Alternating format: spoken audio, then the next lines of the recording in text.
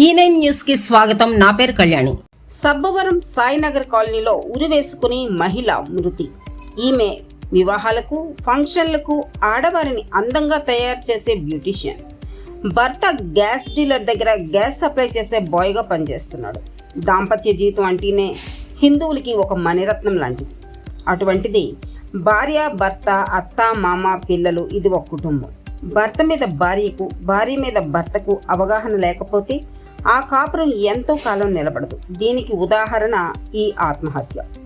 ఇటువంటి మరణాలకు కారణం వివాహ సమయంలో హిందూ సాంప్రదాయ ప్రకారం పురోహితులు మాంగళ్యం తంతున మమదేవన హేతున అని ఒక మంత్రం చదువుతారు.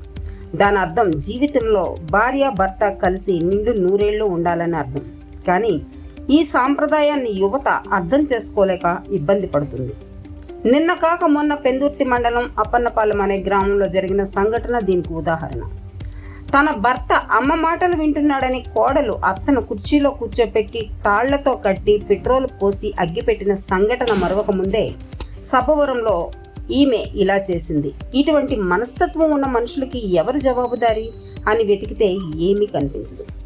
అనకాపల్లి జిల్లా సబ్బవరం మండలం సబ్బవరం సాయినగర్ కాలనీలో కితాన స్వాతి అనే మహిళ ఉరివేసుకుని మరణించిన సంఘటన శనివారం వెలుగులోకి వచ్చింది. ఇదిలా ఉంటే Sabbavaram circle inspector G Ramachandrarao గారు చెప్పిన వివరాలు ఇలా ఉన్నాయి. ఈమె భర్త పేరు చిరంజీవి. ఈమెకు 2 అబ్బాయిలు.